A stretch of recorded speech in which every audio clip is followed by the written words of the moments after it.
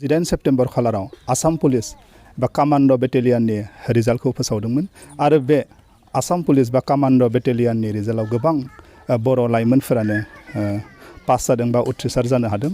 नंगौ आं बे समाव दंफैयो बाक्सा जिल्ला गोबर्धना पुलिस थानानि बेन्दोङाव थानाय लाबदांगुरि मुंनि गामियाव आरो बे लाबदांगुरि गामियाव बोस्रां बसुमतारी मुंनि सासे लाइमोना मैयानि जा फोसावनाय रिजाल्ट आसाम पुलिस बा कामान्ड' बेटेलियान बे रिजाल्टआव उथ्रिसार जानो हादों। बे समाव आं बिथांनि न'खराव दंफैयो आरो बे समाव बिथांनिफ्राय माखासे बाथ्रा मिथिनो नाजागोन जे बिथाङा माबोरै नाजानानै मैयानि जा फोसावनाय रिजाल्ट आसाम पुलिस बेयाव माबोरै गाव उथ्रिसार जानो हाखो। बे समाव आं बोस्रां बसुमतारीनि गेजेरजों माखासे बाथ्राखौ मिथिनो नाजागोन। नोंथाङा मैया जा रिजाल्ट फोसावबाय आसाम पुलिसनि रिजाल्ट बेयाव नोंथाङा उथ्रिसार जानो हाबाय। बे समाव गोसोखौ माबायदि मोन्दों, मा फोरमायगोन बे समाव? आं गिबियावनो राइजिं बड'लेण्डखौ बरायना लानाय जाबाय। आं जोबोद गोजोननाय मोन्दों मानोना आङो गोबां खस्थ' नाजानायनि गेजेरजों मोन्दों। आङो खनसे खननैल' नङा सिगां बारावबो गोबां नाजादोंमोन, नाथाय बबेबा समाव एग्जामनि थाखाय बा रिटेननि थाखाय आङो क्वालिफाइड जाया, एसेयावनो थालांबाय थायोमोन। नेक्स्ट टाइम आङो गोब्राब नाजाथाबनायनि गेजेरजों नै एबार रिटेननि थाखाय क्वालिफाइ जादों आरो आं जै रिटेन क्वालिफाइ जादों आंनि मैयानि आनजाद फोसावनायावबो फाइनाल रिजाल्टआव उथ्रिसार जानो हादों। आरो माबायदि खस्थ' खालामदोंमोन बेयाव माबायाव आनजाद होनो थाखाय नोङो माबायदि प्रिपारेसन खालामदोंमोन बै समाव? आं गोबां खस्थ' खालामदों। फारसेथिं आङो फुङावबो खारो आरो खारखांनायनि उनावबो आङो खामानिबो मावो फोथाराव दफा आरो बेनि गेजेरजों आरो बेलासियाव टाइम मोनबा आरो बेलासियावबो आं खारहैयो आरो खारखांनायनि उनाव आङो न'आव फैनानै दुगैस्रां लोबस्रां दसे लोगोफोरजों रायज्लायनानै न'आव फैयो। बेनि उनाव साहा लोंखाङो। साहा लोंखांनायनि उनाव आङो बिजाब नायनायखौबो गाराखै। आं बेफोरबायदिनि गेजेरजों उथ्रिसार जानो हादों। आरो माबायदि टाइमाव नोंथाङा खारोमोन आरो बिजाबखौ माबायदि टाइमाव नोंथाङा बेसेबां सम नायोमोन?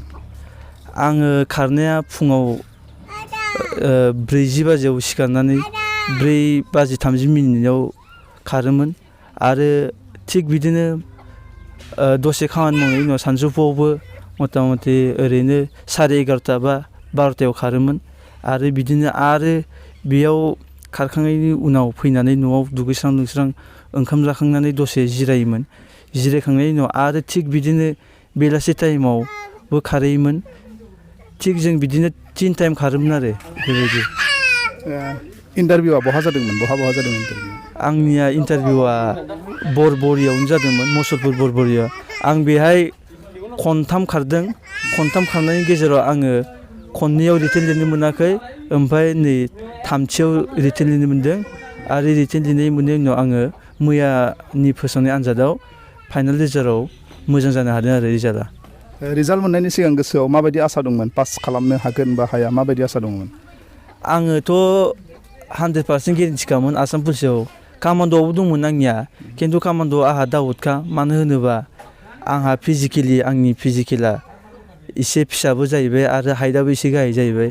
कामान्ड'आवथ' फ्राय आं जिबायदि नुदों मैया आंनि गोबां मार्क खम मोननायानो जादों। आंनियाथ' बुंनो थाङोबा बे लाबदांगुरि एलेकायाव आंनियानो फिजिकेल मार्कआ सबसे गोबांसिनमोन, नाथाय आंनिखि गोबां खम मोननायासो कामान्ड'आव फैदों। मा जाहोनाव आंनो साइक'मेट्रिकआव मार्कखौ हरदिया आं बेखौ मिथिस' हाला। खिन्थु सोंनायावथ' आङो फ्राय हाफ्रामदोंमोन, खिन्थु मा जाहोनाव आंनो मार्कखौ हरदिया बेखौ आङो दुखु मोनदों। आरो कामान्ड'आवबो आङो 1 मार्कनि थाखाय सिलेकसन जादिया, थेवबाबो आसाम पुलिसाव फैदों। आं अब्लाबो गोजोननाय मोनबाय आरो मोननैनि गेजेराव जिखुनु मोनसे जाबाय बेखौनो आं गोजोननाय मोनदों। आरो नोंदि बे आसाम पुलिसाव दिनै सेलेक्ट जाबाय, दा बे आसाम पुलिसखौ नोङो गोबां नाजादोंमोन। दा बैबायदि आसाम पुलिसाव खामानि मावनो बा आनजाद होनो थाखाय थुलुंगाखौ माबायदि मोन्दोंमोन? नोङो मानि थाखाय एसेबां सेस्था खालामनानै दा बे साक्सेस जानो हाखो? आङो गोबां मानसिफोरानो साक्सेस जानायखौ आं नुहुरखायो। गोबां मानसिफोरनि साक्सेस जानायखौ आं नुहुरो। गोबां मानसियानो माने खस्थ' नाजानायनि गेजेरजों मोन्दों।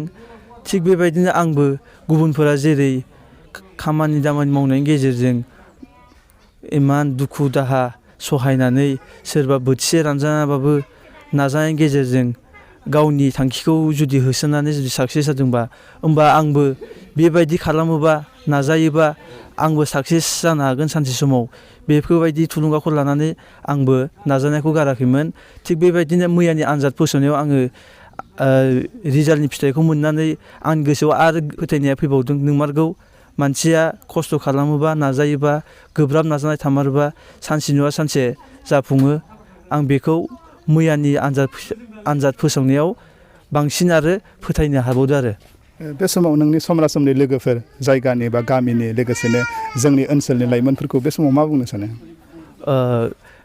नाजानांगोन गासिबो दा जों जेरै खस्थ' खालामनाय मोनदों जोंखौ मिथिखायो बे एलेकानि मानसि माखाया जों माबायदि खस्थ' खालामो जोंहाथ' न'खराव जेबोआनो गैखाया जों सानसे फोथाराव ओंखाराबानो जोंहा जानाय लोंनायनि फारसे जोंहा आंखालाव गोलैयो थिग बेबायदिनो आङो उननि समनि लाइमोनफोरखौ जों जेरै खस्थ' खालामना मोनदों आरो जोंखि बांसिन खस्थ' खालामजानो आङो लुबैयो आरो जाहाथे साफा गासिबो गावनि जिउआव थांना थानायनि लामाखौ नागिरना लानो हायो थिग बेबायदिनो आङो बिसोरखौ उननि लाइमोनफोरखौ जाहाथे खस्थ' खालामनायनि गेजेरजों गावनि थांखिखौ होसोनो हायो बेखौनो आं आसा खालामो आरो बिथां बोस्रां बसुमतारिया गावनि गोब्राब नाजानायखौ फोरमायबाय गाव माबोरैहाय मैयानि जा रिजाल्ट फोसावनाय बेयाव आसाम पुलिसाव माबोरै सेलेक्सन जाखो गाव माबोरै गोब्राब नाजादोंमोन बेखौ बोस्रां बसुमतारि बिथाङा जोंनि सिगाङाव फोरमायबाय बे समाव आङो बोस्रां बसुमतारिनि आंगो बिमा बेनिफ्राय मिन्थिनो नाजागोन जे गावनि आंगो फिसालाया जे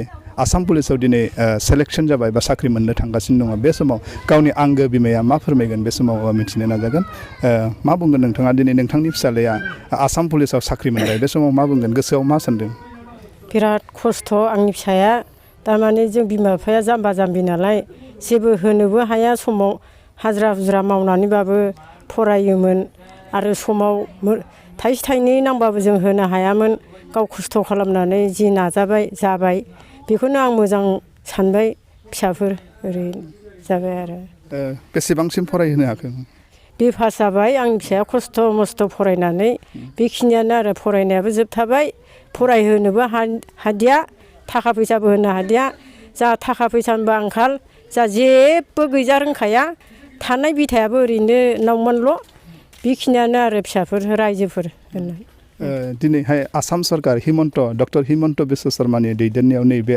साख्रिखौ नोंथांनि फिसालायाबो मोननो हाबाय बे समाव आसाम सरकार बा डक्टर हिमन्त बिश्व शर्मा बिथांखौ मा बुंगोन बे समाव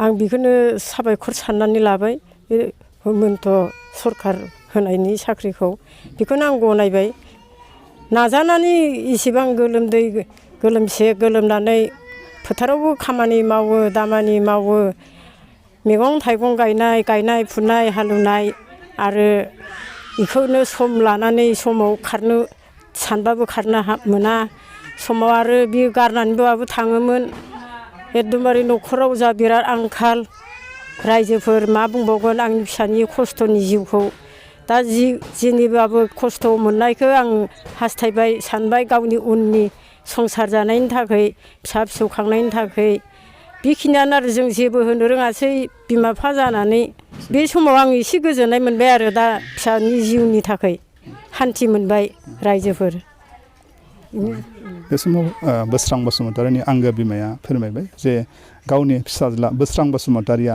माबायदियै फरायबोदोंमोन दा बिथाङा गोबां खस्थ'नि गेजेरजोंबाबो न'खरनि आंखालनि गेजेरजोंबाबो BA थाखोखौ बिथाङा उथ्रिसार खालामदों लोगोसेनो बिथाङा बायदि रोखोमनि खामानि फोथाराव आबाद मावनाय आरो बायदिसिना खामानिफोरखौ बिथाङा मावबोदों बे आसाम पुलिसाव साख्रि मोननाय उनाव बिथांमोननि न'खरा गोबां गोजोननायखौ फोरमायथिबाय